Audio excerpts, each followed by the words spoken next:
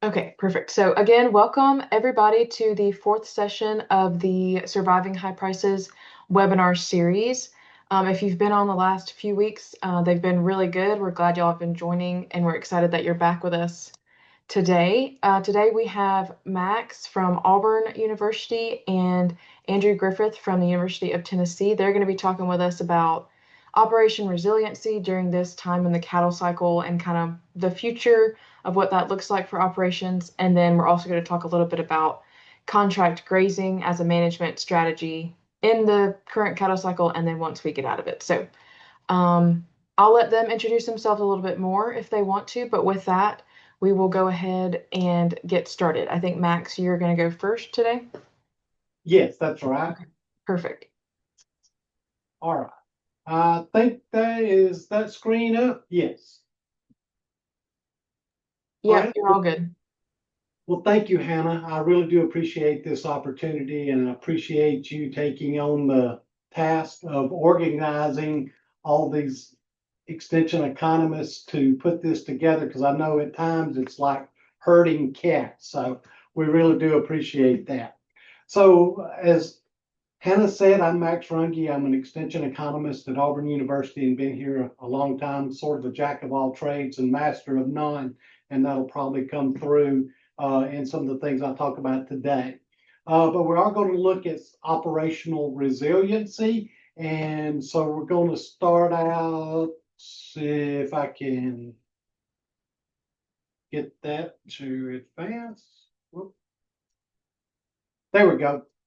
It did. So I don't would like to start with this disclaimer that size can matter, but it doesn't necessarily indicate a profit, or it's not an indicator of profit, because we see both small operations that are profitable and large operations that are profitable. And we also see it on the other side where they are losing money. Just like high prices doesn't guarantee a profit, the size doesn't either. So just taking a quick look at our U.S. beef cattle herd size, and it's all over the board, but for the most part, it's dominated when we look at the percent of farms by small farms. And then the percent of cattle as it moves into the larger farms. So to make it a little easier, which I need, you can think of it as an 80-20 rule, that 80% of the cattle farms have less than 50 head, and 20% of the farms have more than 50 head. And as far as inventory goes, they are 75% of the inventory and 25% on that. And I think that may be actually a little, I had that backwards. I'll check that and get it on there. But anyway, US average is 47 head. So that 50 head breakdown works pretty well for this. So we'll sort of look at it and take it from there. Regardless of the size of the operation, as we can see from prices going back about 10 years, everybody should be making money. Not everybody is, but they should be, because prices are at record highs and they are producing those.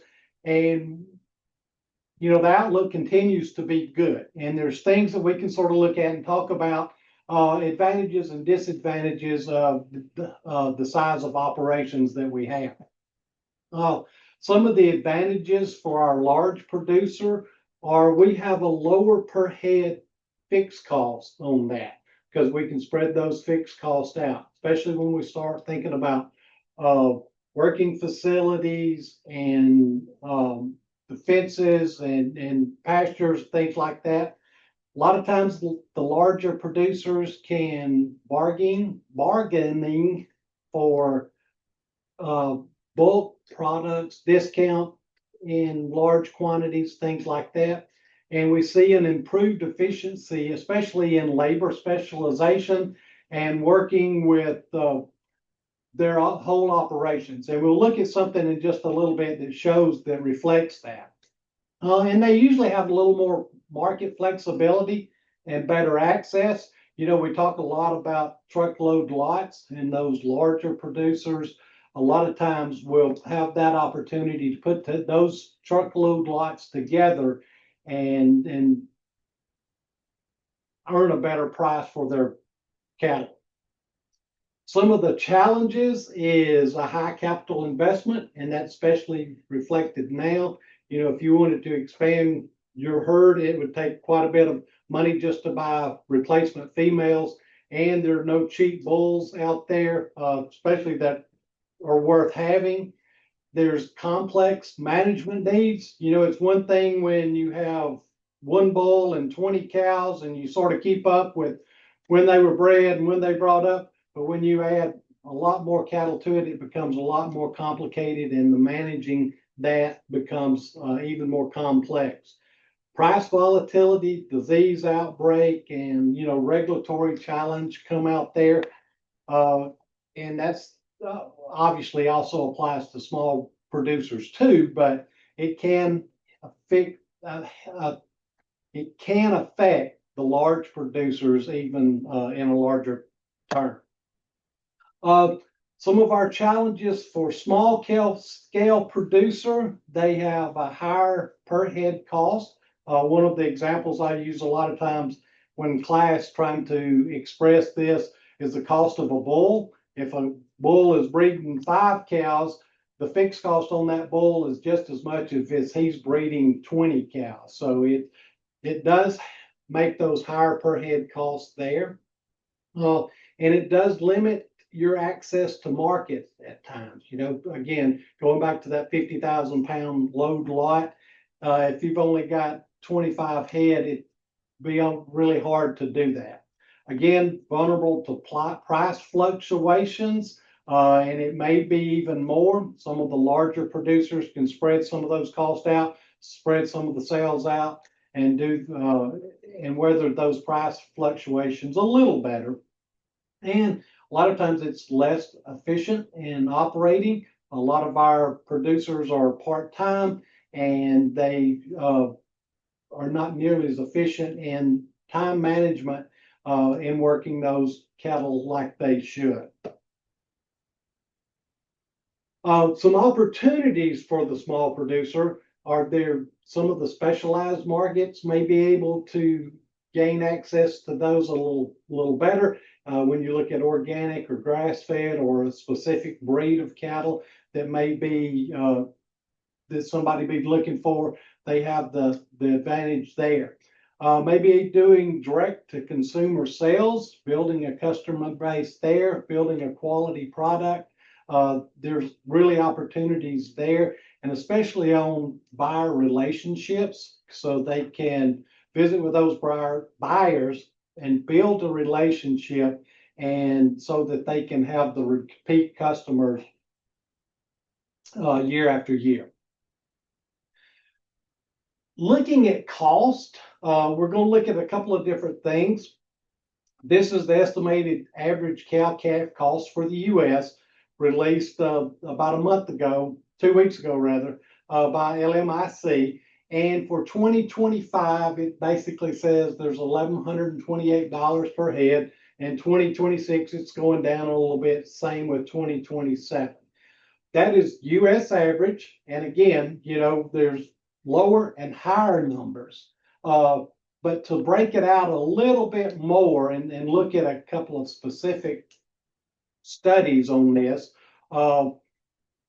Amber Waves with Dr. Jeff Gillespie released the structure management practice and production cost of U.S. beef cow calves last year. And it does go back to, I think, 2022 cost, and uses some structures from going back to then. They sort of broke it down into the operating cost, and the operating cost is a lot of times what we refer to the variable cost, whether that's feed cost, whether it's purchased, grown, or grazed. And then if they had stockers that they purchased, that was included in that. Vet, medicines, bedding, marketing, fuel services, things like that. Then they have an ownership cost, and that's basically the capital recovery on the buildings and machinery that's used in the operation. And then opportunity and overhead cost. These were expenses such as supply and building maintenance, with land opportunity and unpaid labor opportunity cost. So if you sort of look at the numbers on this, it's pretty interesting to see that. If we look at the blue one, the operating cost, what we refer to usually as variable cost, there's not a whole lot of difference across the board if you're looking at the 5 categories from 20 to 49, 50 to 99, and so on. They're all pretty close together. But when we move up to the ownership costs, those vary quite a bit.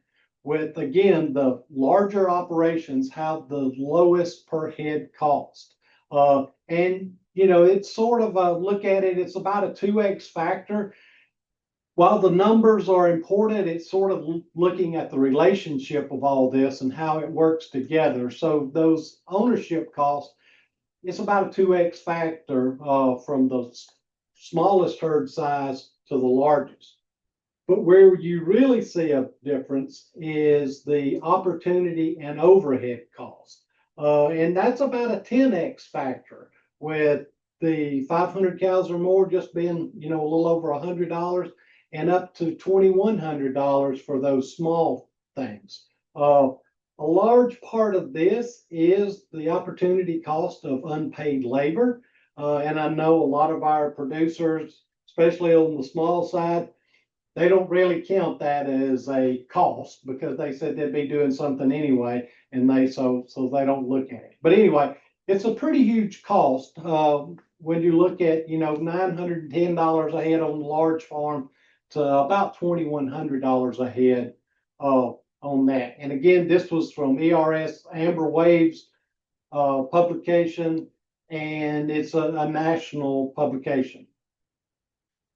Ken Kelley, that's on here, has worked to put together some Alabama representative farms, and we're working on different locations throughout the state, and he's done some, and the last one is in progress.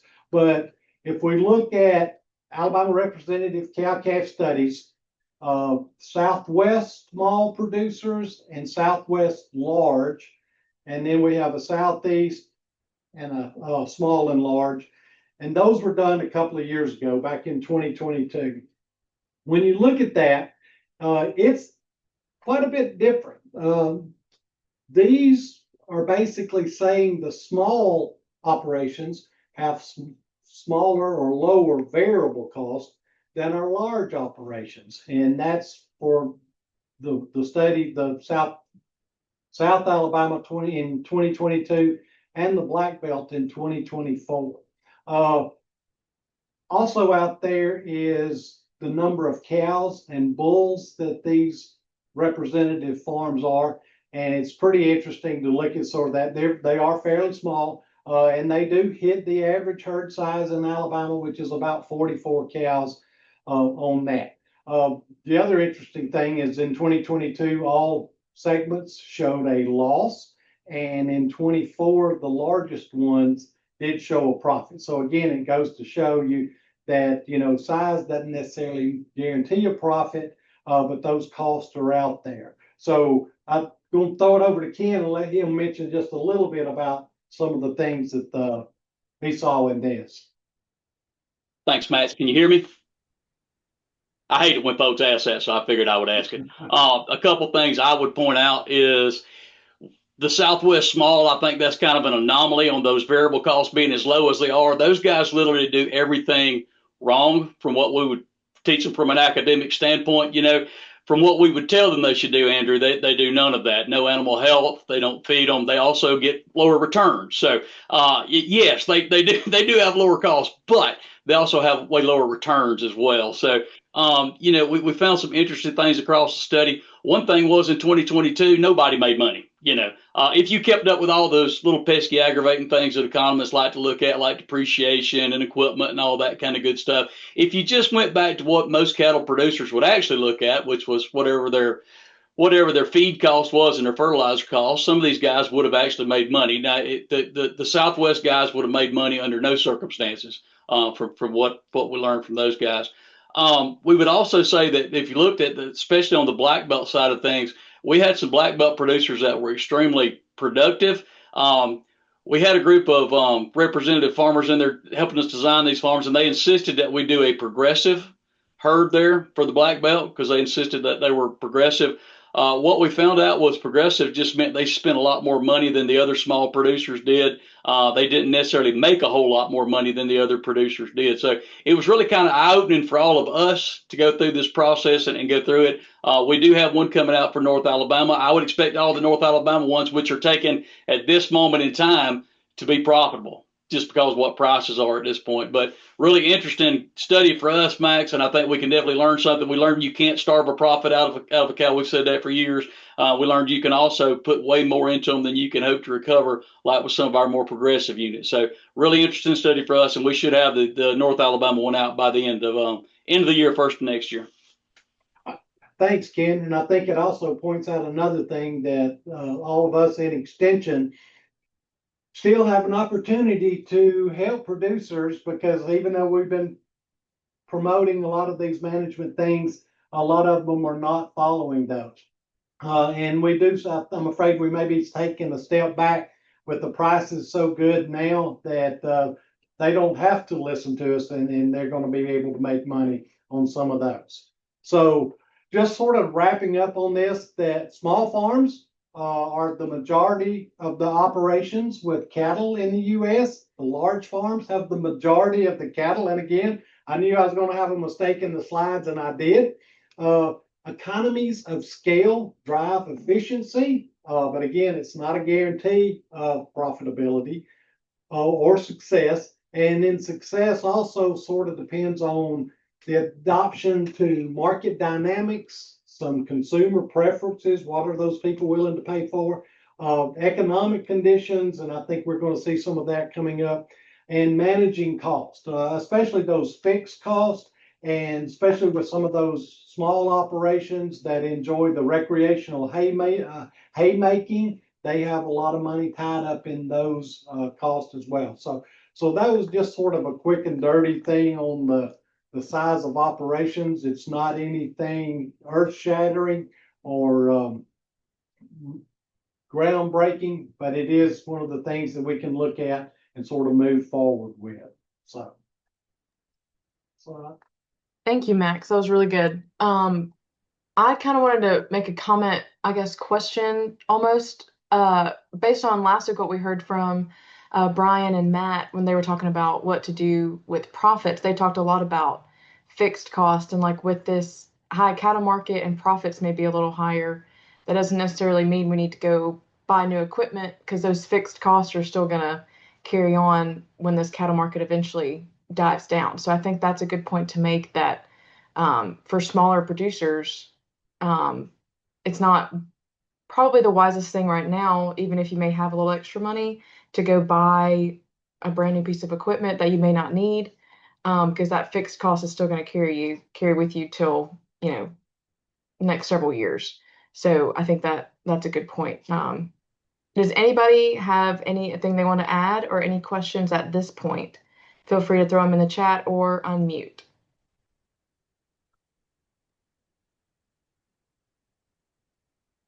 Well, I'd like to just make a comment. Yeah, go ahead. I'm still thinking on that next to last slide with the different size farms, and Ken and Max, here we are in our region of the country, and we would call 200 cows a big operation, right? In reality, not that big of an operation. Even 350 cows is not a person's living. They're not living well off that anyway. So yeah. Say that again. I said they're not living well off that anyway. No. Well, they might be right now. They might be in today's environment, but over the past 10 years, they haven't. And so there's still a lot of economies of size and scale that we miss out on, regardless of what size we typically look at around here for cow-calf operations. And I guess I'm going to dovetail that into Hannah's comment. and it actually goes along with some of what Ken said, but there's a huge difference between accounting profits and economic profits. And if we're talking about Brian's and Matt's talk from last week, you know, we do realize where the tax burden lies in accounting profits, right? And not economic profits. And so some people, their preference is to pay for their labor by buying another piece of equipment that say, that maybe they can buy it, 75 cents on the dollar.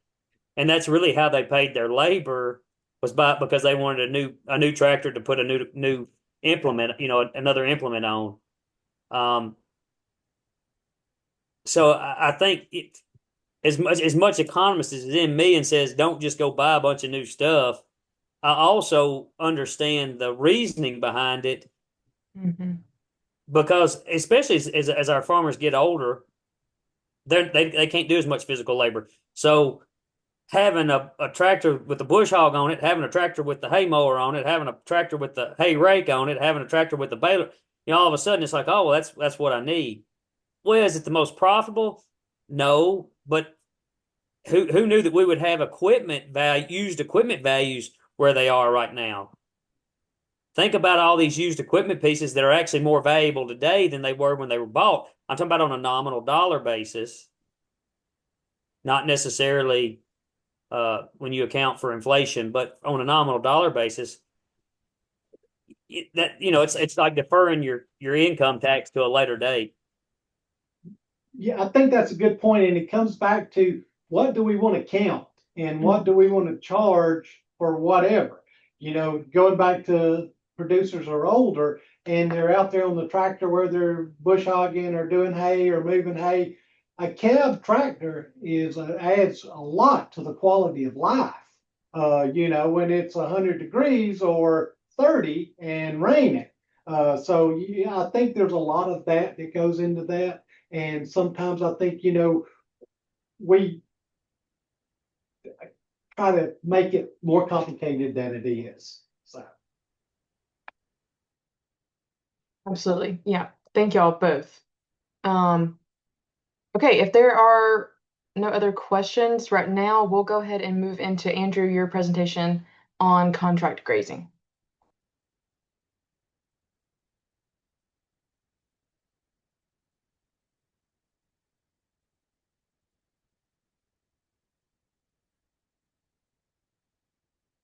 Perfect. Okay. All right. Yeah, I will echo Max on thanking Hannah for putting this together. I think this has been I've been able to sit in on a time or two. And this is valuable for us as presenters, as us trying to learn from our peers, and hopefully share this information with folks in different regions of the South. When we did this, I guess I missed the initial meeting when we set up some of these actual talks, but I know there have been many a years when I have conversed with both Max and Ken on contract growing fees primarily.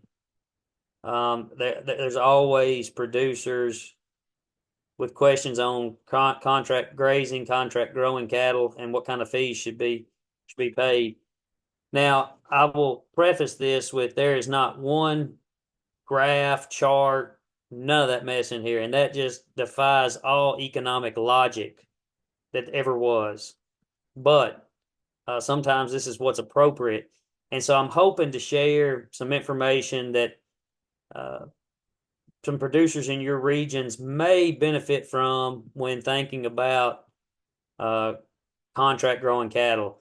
And I've actually been recently approached about doing such. There's a fellow that wants to grow some cattle and he wants to graze some cattle, and then for me, he wants to do that for me. And I've also had some other people asking about it. A lot of these people, the reason why they're asking about it is because they have plenty of forage, but they don't really want to invest what it's going to cost to buy these cattle. I think that a lot of that has to do with not taking on the risk of buying some, in my situation, buying a lot of high risk cattle that then go out on grass after they're straightened out.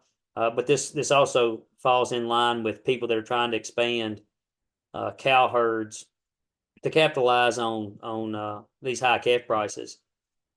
So from that standpoint, just kind of give a basic idea of what we would consider contract growing. I think we've actually probably started out as calling this contract grazing, but it's more appropriate from a contract growing situation. In Tennessee, we've had a recent situation in the Jack Daniels distillery area where they are now taking away the stillage by March 31st of next year. Stillage will no longer be available for feed purposes in that area. And there are a lot of people that have made their living for the past 60 years contract growing cattle using a very inexpensive feed source from Jack Daniels.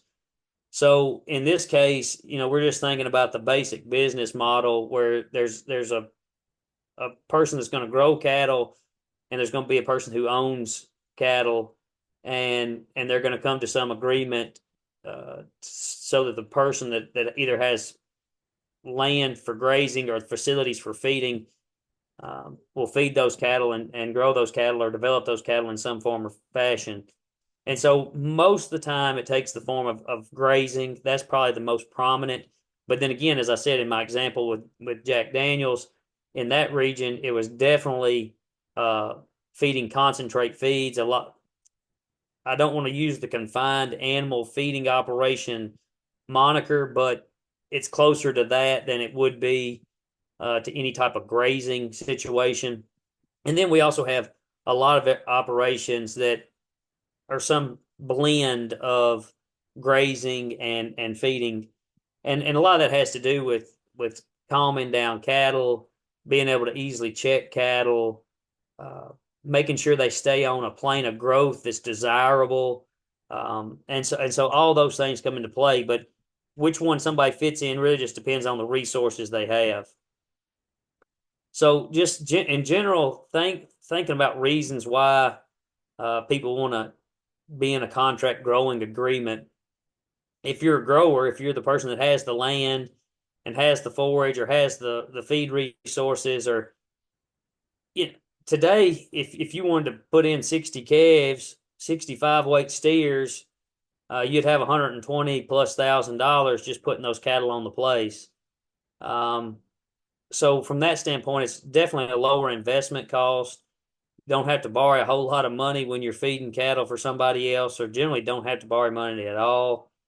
In most of these situations, in most agreements, the grower does not have, well, they don't have any risk as it comes to market prices or market variability. Agreements can be set up where if prices change, it does influence the grower, but in most cases, in 99% of the cases, that's not how a contract is written. And at the same time, contract growers, there's usually some type of clause in there related to morbidity and mortality. But in this case, you have a lot lower risk as a grower from that morbidity and mortality, since the owner of the cattle generally takes a certain percent up to a certain percentage. And then after that, it's a shared responsibility to some degree. Now, from a cattle owner standpoint, it's kind of the opposite view. And I think this is where a lot of our newer producers have the opportunity to grow. And when I say newer producers, I'm thinking about people that have been in the business 7 to 10 years, and having somebody else grow cattle for them is a way to grow an operation. Or if you've been in it 30 years, it's a great way to grow an operation. Just because you have the lack of some labor shortage, some lack of feed resources, whether that be grazing or ability to feed enough cattle. I also know people that just simply invest in cattle. And so there are people that have the money to invest in cattle. They want to try to make money with cattle. They pay somebody else to do everything for them. So when you don't have the skill set necessarily, but you have the money to invest, it's another way to go about the business. Some basic challenges that a lot of our contract growers may have is just number one, just getting started in the business. You can have the assets, you can have the resources, but you have to get lined up with somebody that wants to purchase cattle and wants somebody to grow cattle for them, and somebody that will trust you to grow cattle for them. So just getting that first contract, getting some experience doing it, that's the hardest thing to do. Well, that leads into the fact of experience is necessary. So I feel like I've learned the hard way with my own cattle and from several different standpoints. And I think this is something that is when there's a cattle owner considering a potential grower, you take them a set of can you take them a set of high risk cattle and them straighten out the cattle and then grow the cattle, or do you need to straighten out the cattle before they go to the grower? And how straightened out do they need to be? Is this a 60-day straightened out, or is this a 100-day straightened out? As let's say you bought some 3 weights or something. At the same time, what about if you have cows that are going to calve and you need to put them on grass somewhere else? Does the grower have experience with calving out cows? Can they assist in times of dystocia? Those types of things. So a producer that wants to be a grower for somebody else, they have to have experience of some sort. Otherwise, the cattle owner's taking a lot of risks. And in some cases, that means the cattle owner has to do some training to get people on the right plane of knowledge to get something done. Another thing is just having infrastructure, good fences, good working facilities, good loadout facilities. Because if these cattle are coming and going of somebody else's, number one, they don't know where the fences are to begin with, so you better have really good fences. The working facilities better be sufficient and safe for both the livestock, and the handlers. Loadout facilities, here they come, here they go. I guess there's sometimes you can just bring cattle in, drop them out in the pasture and go. That's the way to get rid of them, but getting them back in a trailer is another story. If you have to have supplemental feed, got to think about feed storage and an actual method of feeding those cattle, whether that be some type of vertical mixer wagon or something that you can feed with, or if it's a truck feeder, whatever it is. All these things are necessary depending on how big the operation is or what type of operation it may be set up to do. And then just management of all those same things. Fences can be put up and they may last a certain amount of time, but there's always work and maintenance that has to be performed for fences, working facilities, water sources. That's a big issue for both the person that is growing the cattle and the person that owns the cattle, because it's important to make sure we have good water and good forage if that's what we're planning on feeding them and for 120 days or however long that period may be set up for. Excuse me. From the cattle owner perspective, some challenges they may face is just identifying somebody to grow cattle for them. It's just as tough to find somebody to grow cattle as it is for somebody that wants to grow cattle to find somebody that they can get cattle from. And it actually may be a little more difficult to find a grower than it is for a grower to find somebody to grow cattle for. But that person that's growing is always looking for somebody that's actually got the skill set to do the job. And so when we think about that kind of goes back into that management experience situation, and it's a challenge to evaluate on the front end the ability of the person that's going to be growing cattle for the owner. Can they actually achieve what the objective is, whether that be weight gain, whether it be getting cattle bred, whether it be getting cattle calved out, all those things. And engaging that in year one is very difficult. After there's some experience and a couple of years, it's a no-brainer if they're good at it. It's also a no-brainer if they're no good at it. But at the same time, finding that management experience is really important.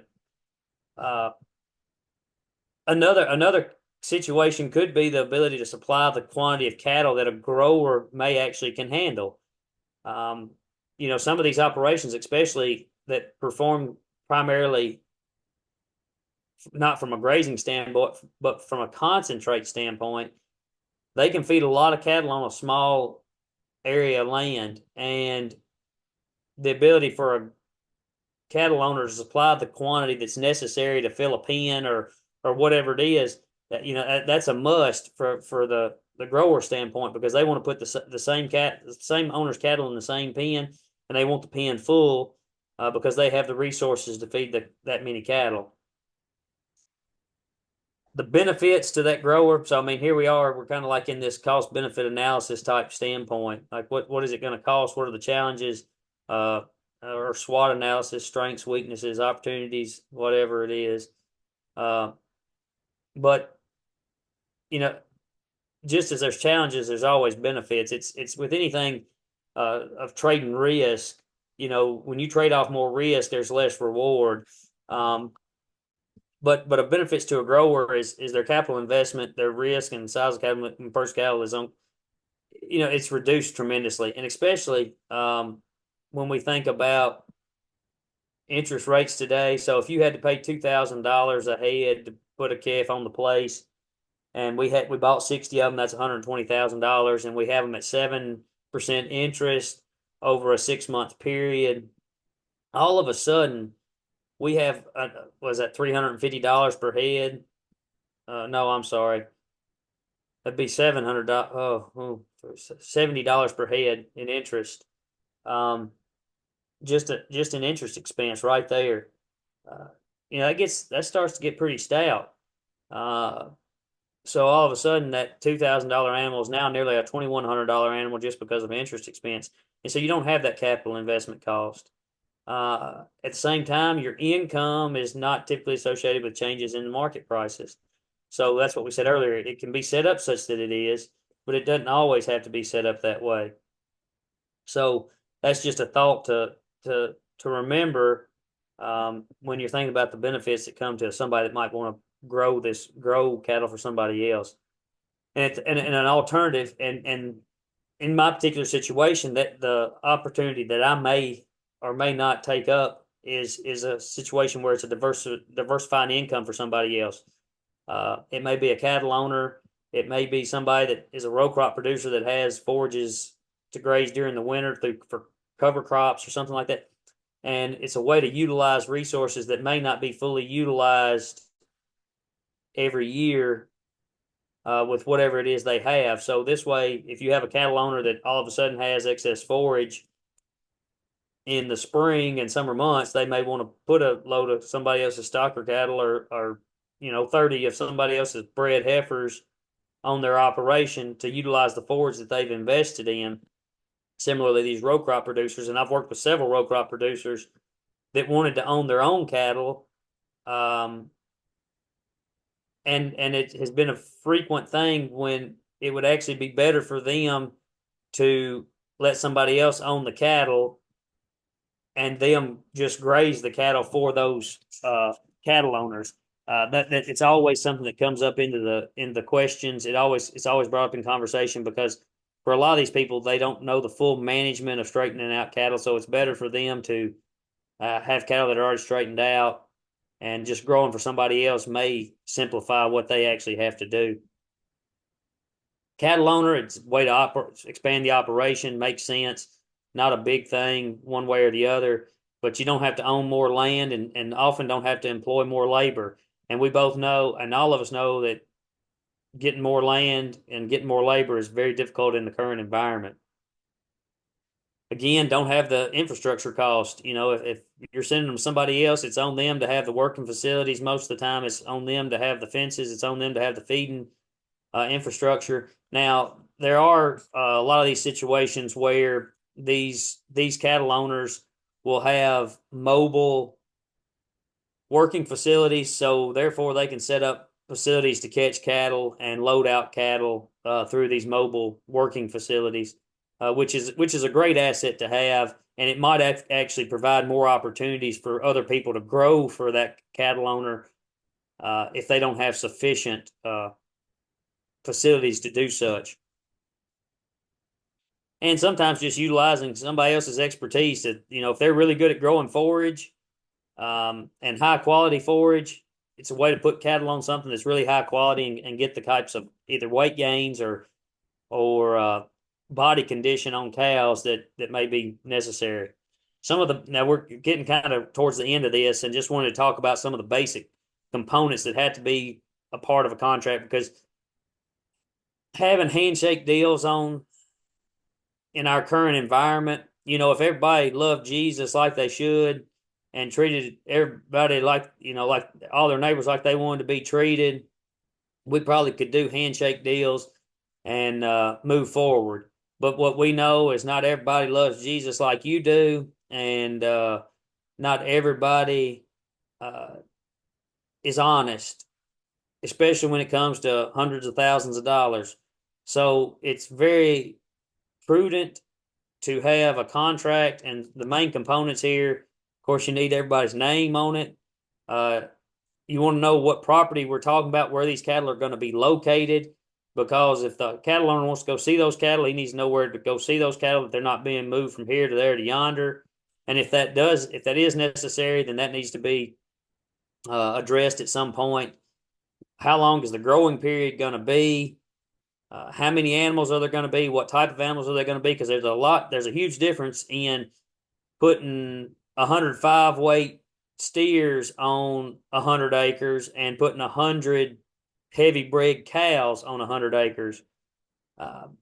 Then you need to think about the responsibilities of each party, like who does what in this situation, and even who bears the brunt of death loss. Because up to, like I said, up to a certain point, the cattle owner is going to bear the brunt of death loss. But if that death loss gets excessive beyond what would be typically normal, then there does need to be consideration, because it would appear that the grower is being negligent in some form or fashion, or something has happened that was due to their error. Also, which is the most important to most people, is knowing these grazing / growing fees / payment terms. Are we doing it on a dollar per head per day basis? Are we doing it on a dollar or certain payment per gain basis? And a lot of that has to do with the type of animals that are being put on, that are being placed in these contracts. So that's pretty important. And then we also want to have a termination clause, because if things aren't working out appropriately, both parties might need to consider some type of termination. Just some other basic considerations: supplemental feed. If it's necessary, if you're in a primarily a grazing situation, can supplemental feed be fed? Can it assist in reaching that target rate of gain if we're talking about some type of stocker or backgrounding situation? What's needed when there's drought, flooding, snow, or ice? It's kind of odd to throw in flooding, but with the flooding that we had in East Tennessee a year ago or so, however long that's been, all of a sudden that would have put people in a bad situation. When you put 6 feet of sand on top of a piece of ground, all of a sudden there's nothing to graze, nothing to crop. Those are important things. So how do we get keep these cattle fed during these extreme weather events, and who's responsible for that feed? Because that will also determine those. Go back one slide. That also helps determine those growing fees or payment terms, depending on who's paying for those inputs. There's all of these other input costs that come into play. And as a grower and as a cattle owner, a grower, that's whatever he's paying for, he has to recoup all his cost and then get paid something for his time and his resources and his management. And so, it's a balancing act there based off of what costs are going to be incurred or could be incurred. And then of course we have our different stocking rates, because as a person that manages a bunch of forage, you're going to want to manage the stocking rates such that things are not overgrazed. If it's a strict up feeding situation, that's a supplemental feeding situation at the bunk, it's a different story. But stocking rates on pasture are really important to maintain that stand. And if it should be important to the cattle owner as well, if they want to continue to grow cattle with that landowner or that grower for a longer period of time. And then here's just that kind of wraps that up. And here's just a basic contract. We actually can Max and I actually just put out a publication recently that covers contract growing cattle, and it has this exact uh, contract in it. So with that, I'm going to stop sharing and open it up for questions because there's a lot more to be talked about there. It's just you can't cover everything at once, but I have sent that publication out to my agents in Tennessee, and so that's fully at their disposal, but it's also fully at anybody else's disposal that's on this. Well, I mean, it's online. I mean, it's there. Al Gore created the internet, so there you go. Okay, well, thank you, Andrew. That was great. Yeah, I'll definitely find that publication for all of you that are on here, and we'll include it, either email it to you or put it with the recordings or something like that. But we'll get that to you. Okay, so does anybody have, we're done with presentations and all of that. So if anybody has any questions, please feel free to unmute or throw them in the chat. We've got about 10 or so minutes from discussion and questions.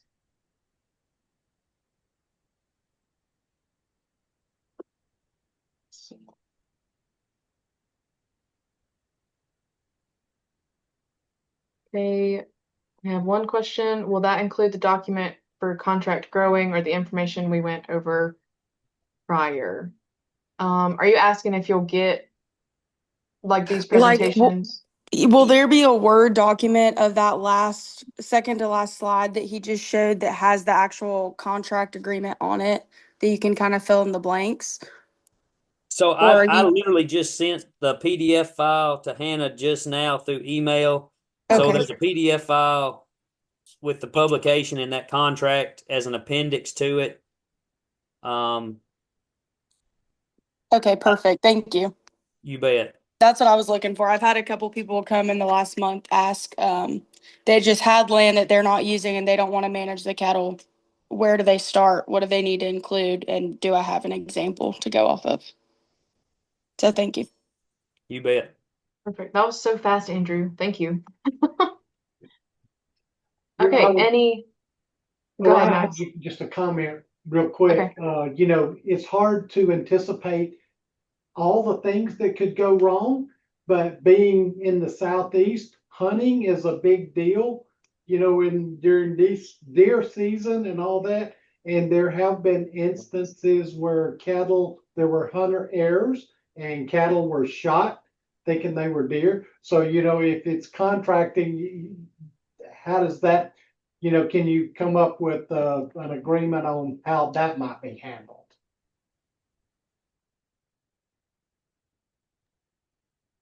That's a good point too. I thought you just hung the hunters by their toenails and oh wait, this is being recorded. I better stop. Yeah, I won't mention anything either. Yeah. Okay, moving on. Does anybody else have any other questions? And if you don't think of a question now, but think of one later, please feel free to email any one of us and if we don't have the answer, we will find it for you. I did want to introduce Ken since he hopped on a little bit later after we did introductions. He's also with Auburn University, an extension over there. And Ken, if you want to do a brief introduction of yourself, please feel free to do that so everybody kind of knows who you are. I don't want to do it, but I will. I'm Ken Kelley. I'm on the Farm and Agribusiness team here at Auburn University. I'm the team lead for our Ag Econ team through extension here at the university. And sorry I was a little late. I was caught on another Zoom trying to get here. But yeah, I do most of the livestock econ work. Max and I do. Any programs that are done with livestock econ, if they're close to the coast and the beach, Max does them, and the rest of the state, I seem to get those. So that's how that works at Auburn. Perfect. Thank you so much. And thank y'all all for hopping on this Zoom session today. I think it went really well. I know I learned several things from y'all both of the presentations, so I really appreciate y'all taking the time to do this. We'll see if there's any other questions. But if not, it looks like we'll give everybody 10 minutes back to their day. So thank y'all again. Once again, this is recorded, so that'll be uploaded soon, and I'll get that to everybody. So I hope you all Have a great rest of your day, and we'll see you in 2 weeks for session 5. All right, see y'all later.